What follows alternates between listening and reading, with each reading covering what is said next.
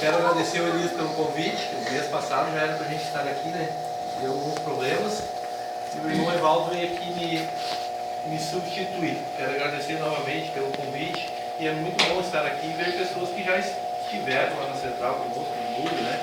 O Elias, que foi ancião na Central e pôde sair de lá e fazer um trabalho maravilhoso lá na Vila Feliz, e agora vir aqui para Alvorada. E a gente lá na Central e nos programas que a gente tem ido, a gente ouve muito bem falar daqui, que é uma igreja animada. Amém. E graças a Deus a gente vê a igreja, o povo de Deus crescendo cada dia. Né? E nós temos aqui com o irmão Leandro, louvor, né, com essas crianças. Isso só deixa a igreja mais motivada a trabalhar, porque as crianças serão o futuro do nosso evangelho. Quando nós não puder pregar mais, as crianças ainda poderão pregar.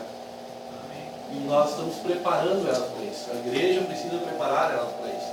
E a música, eu me envolvo com ela, mas não sei cantar. Então, já me tocaram várias vezes em alguns lugares, mas eu tento me meter às vezes também, porque eu gosto muito de música. A música é a minha vida. E graças a Deus nós já estamos aí com 12 anos já do grupo, esse ano, né?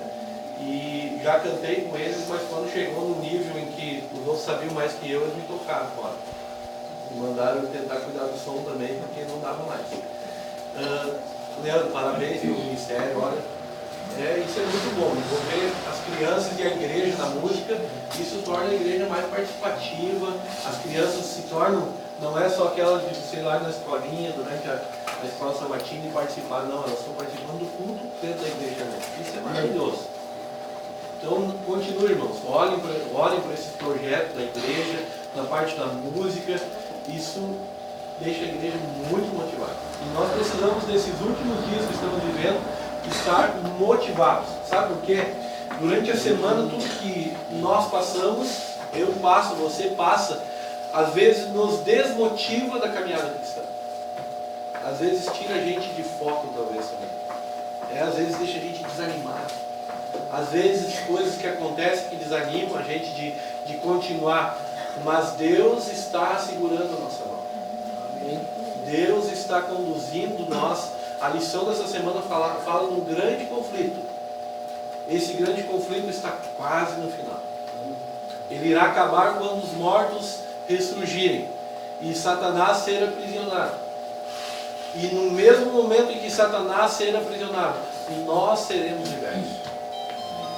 Será duas coisas que irá acontecer que jamais, e será inesquecível. Será o aprisionamento de Satanás. Mas por que Satanás será preso? Será que colocarão algemas nele? Hoje, quando eu falo que alguém está preso, o que acontece? Será que é só algema lá que foi preso? Não, ele foi preso não conseguindo mais fazer aquilo que ele fazia antes. E a prisão de Satanás será essa. Ele não vai mais conseguir tentar ninguém, fazer ninguém pecar, né? Os demônios dele estarão todos aprisionados também. Não haverá mais a quem ele tentar. E nesse mesmo momento, quando ele for preso, nós seremos libertos. Esse é o tema da lição que nós acabamos agora de manhã. E nesta manhã eu quero falar um pouco sobre o que nós estamos vivenciando nesse final de semana. Páscoa. Amanhã, ressurreição de Jesus. Hoje, Jesus descansa. Mas o que significa isso para nós? Qual o principal significado? Por que houve tudo isso? Qual o plano que Deus tinha dentro da morte, ressurreição de Jesus, uma crucifixão na sexta-feira, cheia de dor? Qual o significado? Mas antes de abrir a Bíblia nesta manhã, eu gostaria que você curvasse a fronte e nós vamos ainda buscar a presença de Deus. Obrigado, Senhor, por essa oportunidade de ouvir a Tua palavra nesta manhã. Que ela venha, Senhor, servir de alento ao nosso coração e de crescimento espiritual para cada um que aqui veio nesta manhã. Quero ser usado por Ti, Senhor, para que essa mensagem venha calar fundo em nossos corações. Limpa, Senhor, nosso ser de todo pecado, toda impureza neste momento, para que esta mensagem possa, Senhor, fazer significado da nossa vida. Nós pedimos isso e agradecemos em nome de Jesus. Amém. Dia 22 de outubro do ano passado, eu estava em Porto Alegre, fui fazer alguns trabalhos durante o dia e à noite eu tinha um encontro com alguns conhecidos meus que são clientes no escritório e estava junto o meu cunhado e nós acabamos ali a parte do trabalho por volta de 6h10 da tarde e eu fui aguardar essas pessoas na frente do apartamento deles. Nós paramos por volta de 10 minutos, eu vou resumir um pouco a história. Nós paramos em volta ali de 10 minutos, mais ou menos, dentro do carro, porque eu não conhecia muito o local ali. E eu estava um pouco com sono, acabei pegando um pouco de sono, mas assim, um sono leve. Quando, de repente, eu ouço a minha porta abrir estrondosamente do meu lado do carro, e aí eu pude perceber, meio que dormindo ainda, que era um assalto. Naquele momento eu pensei em, talvez até quem já passou por isso, vai saber do que eu estou falando. E agora o que eu faço? Eu reajo, entrego tudo. Naquele mesmo momento, quando veio o pensamento na minha cabeça, abriram a porta do meu cunhado do outro lado também. E aí eu vi que não tinha mais o que fazer. Naquele momento eu perdi meu carro, perdi celular, dinheiro, que eu tinha acho que R$80 dentro da carteira, documentos.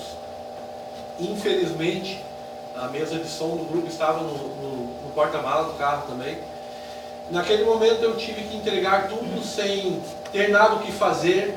A gente fica sem chão. Mas o principal da história está quando eu cheguei em casa. Eu não me desesperei, eu fiquei tranquilo.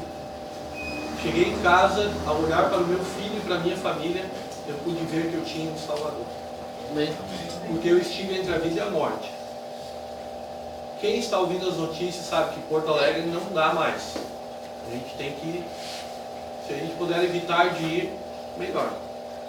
Qualquer momento a gente pode ser pego por um assalto. E aí eu pude sentir que o bem que eu tinha, o carro que eu tinha, não tinha valor nenhum valor perante a minha vida e perante a vida da minha família. E aí eu pude sentir que realmente a salvação vem só de Deus. Nós estamos à mercê de homens terríveis que podem fazer qualquer coisa, às vezes por causa de uma bicicleta. Tive que ali então naquele momento entregar tudo que eu tinha. E Deus depois me deu a oportunidade de comprar outro carro, de fazer outras coisas, de arrumar outra mesa para o grupo. Mas eu não sei qual é o plano de Deus. Talvez quando Ele voltar, se eu puder estar no céu, eu vou entender o que Deus queria com tudo isso.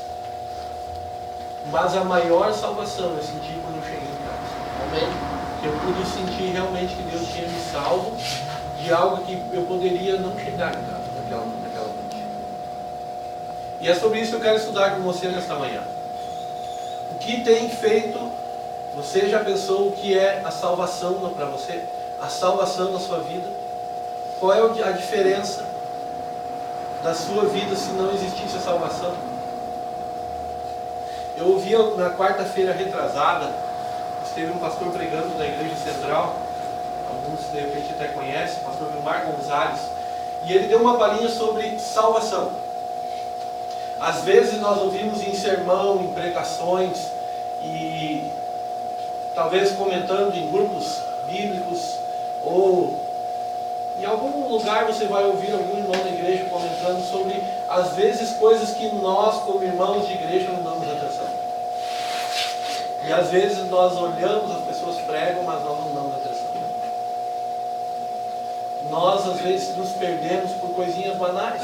Se nós pensar, nós guardamos o sábado como a Bíblia pede, como Deus pede, como os 10 mandamentos pedem, nós viemos à igreja, mas será que eu estou guardando o sábado como é para guardar?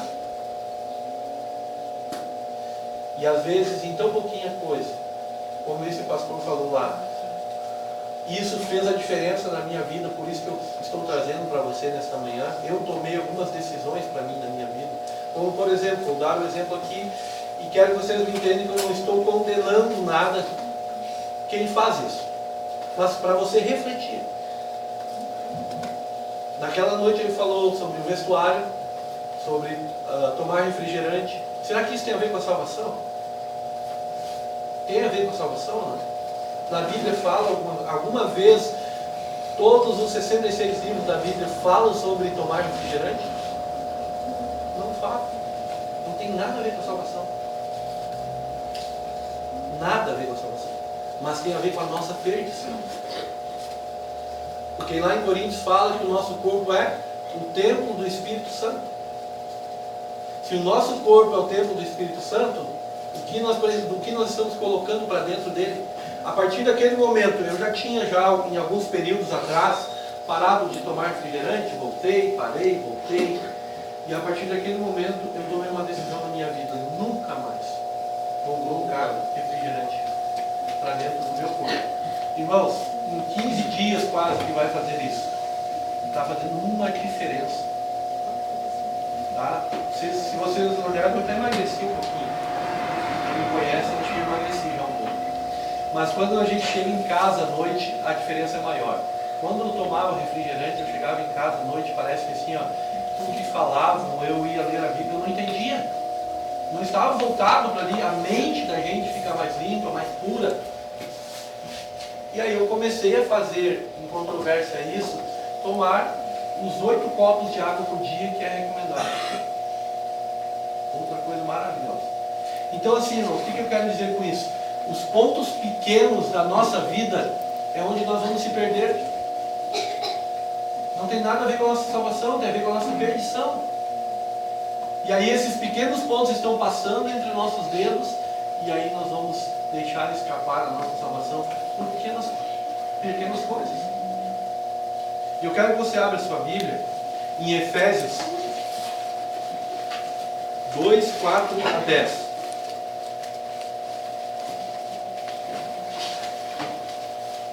Efésios 2, 4 a 10.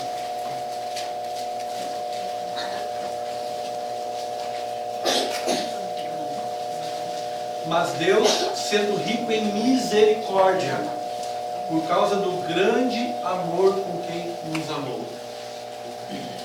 Verso 5. E estando nós mortos em nossos delitos, nos deu vida juntamente com Cristo. Pela graça sois salvos. Verso 6. E juntamente com Ele nos ressuscitou e nos fez assentar nos lugares celestiais, em Cristo Jesus. Verso 7. Para mostrar nos séculos vindouros a suprema riqueza da sua graça, em bondade para conosco, em Cristo Jesus. Este é o verso principal. Porque pela graça sois salvos, mediante a fé. Isso não vem de vós, é dom de Deus. Não de obras, para que ninguém se glorie. Pois somos feitura dele, criados em Cristo Jesus, para boas obras, as quais Deus de antemão preparou para que andássemos nelas. Esses versos deixam bem claro para nós que eu vou dar um exemplo aqui. Por exemplo, o irmão Elias é um irmão de boas obras. Vocês concordam comigo? É um irmão de boas obras. Ajuda todo mundo quando precisa, corre aqui, corre lá. Já ajudou a fazer a igreja da Vila Feliz, agora está quase terminando aqui.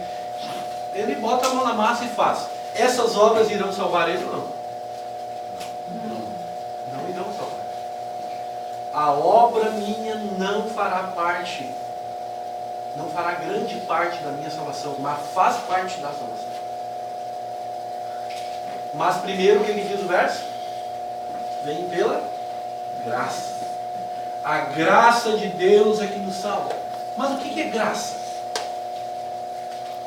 O que é graça? É um dom imerecido, é algo que eu não mereço. Eu não mereço nada de Deus. Mas o verso 4 diz, pela sua misericórdia. Por isso que Deus teve um plano, porque se Adão e Eva caíssem, como caíram lá no Jardim do Éden, Deus tinha um plano de salvação. Mesmo eu e você não merecendo nada. Deus fez um plano para que a salvação fosse de graça. E nós conseguimos ela através da graça.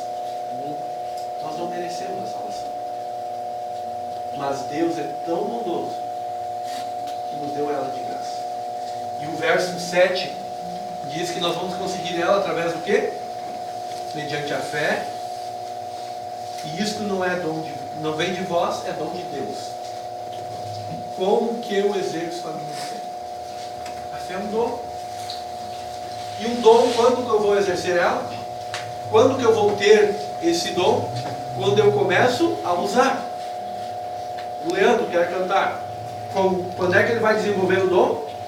Ensaiando e usando o dom. Isso. A fé, como eu vou desenvolver ela? Buscando Deus em casa, através da Bíblia, através de encontros com Ele e participando junto com irmãos da igreja. Eu estou desenvolvendo a minha fé. E como é difícil, sabe por quê? A fé, acreditar em Deus, em algo que a gente não vê, é difícil. Eu não vejo Deus, como é que eu vou acreditar? Agora, eu vou ter que acreditar pelo que Deus fez comigo, por exemplo. Eu não vi Deus lá. Não vi Deus do meu lado.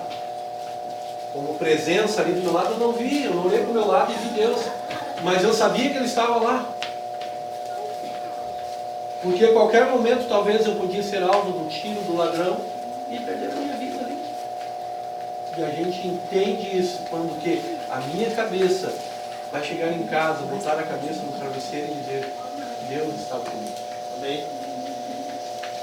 Irmãos, a fé, nós acreditar em algo que a gente não vê, é difícil, é complicado. Mas para nós ter essa fé, nós precisamos exercê-la todos os dias, todas as horas.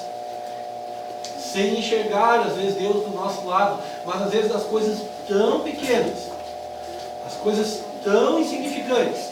Deus está lá e diz assim: olha, eu estou aqui com a minha mão para te proteger, para te ajudar a discernir entre o certo e o errado em algumas decisões da vida. E nós precisamos dessa fé para ter salvação. E no verso 8 diz: não de obras, para que ninguém se glorie. Então a salvação não é feita de obras, para que eu não possa ter glória em mim mesmo, mas sim em Deus.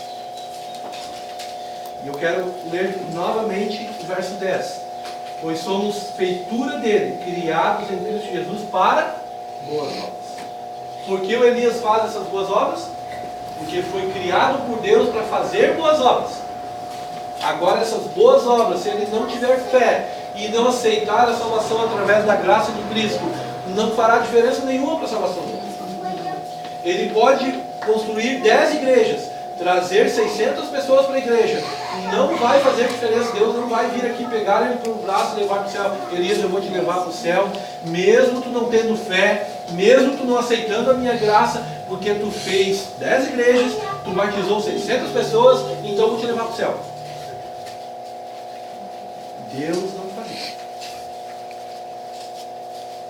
Agora eu pergunto para você nesta manhã: o que você está fazendo com a sua salvação?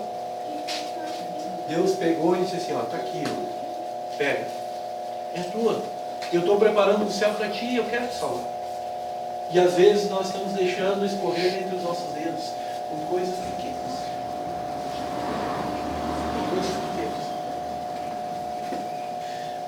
Ano passado, em abril do ano passado, eu me mudei de casa, a minha esposa estava grávida e a avó dela sempre quis morar com nós. Ela se criou com a avó dela, a mãe dela faleceu quando ela tinha 4 anos. E então ela foi morar conosco. Sempre foi da igreja, mas sabe aquela de ir na igreja, ia quando queria, às vezes não ia. E quando ela foi morar com a gente, ela levou uma televisão velha que ela tinha lá e colocou no quarto dela. Em alguns sábados eu cheguei em casa com a televisão ligada e não no tempo, porque ela estava acostumada na casa dela, voltava a rodar lá, às vezes nem parava para olhar, mas estava lá. Eu deixei 2 sábados, no terceiro sábado, eu esperei entrar o sol, chamei ela e disse: Dona Noemi, aqui em casa a gente não olha a televisão no sábado, só no tempo ou desligado. Na minha casa, eu e minha casa serviremos ao Senhor. Para me servir ao Senhor, eu tenho que me abster das coisas que eu faço durante a semana e viver para Deus pelo menos um dia. se durante a semana não tenho conseguido ser 100%, mas o sábado é separado. Eu expliquei para ela, e ela também não ia muito na igreja, porque morava longe e tal. E aí ela começou, agora todo sábado, participar da igreja, e aquilo se tornou uma rotina. Se tornou uma rotina para ela. Ela vai na igreja, vai no sábado de manhã, vai no JA, vai a alguns cultos à noite.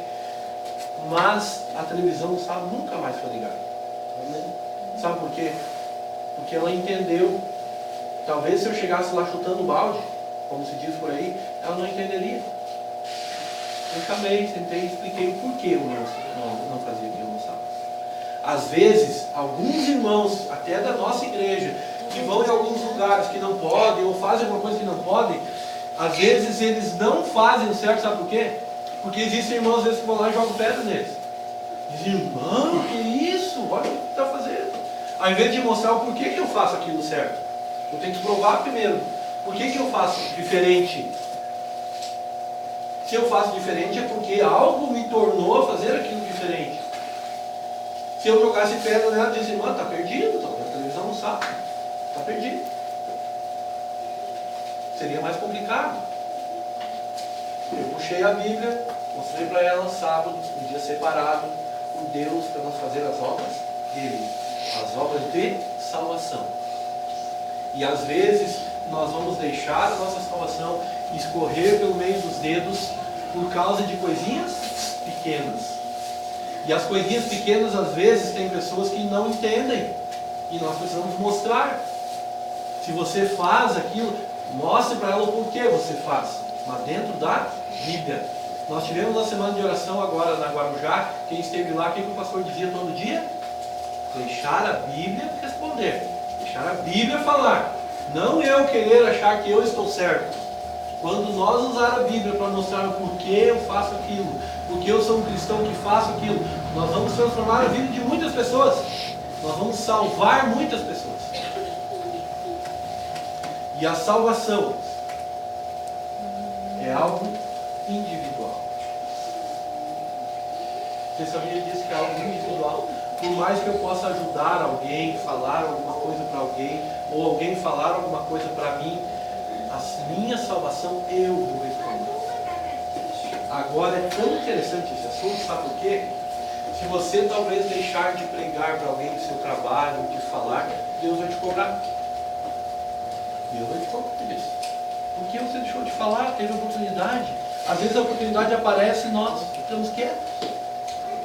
Deus vai cobrar de nós. Por mais que a salvação é individual. Mas se eu tiver a oportunidade de falar dela, eu preciso falar. Evangelho, eu preciso evangelizar. O que está fazendo você hoje com a sua salvação?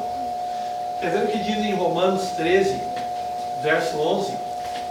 Romanos 13, verso 11.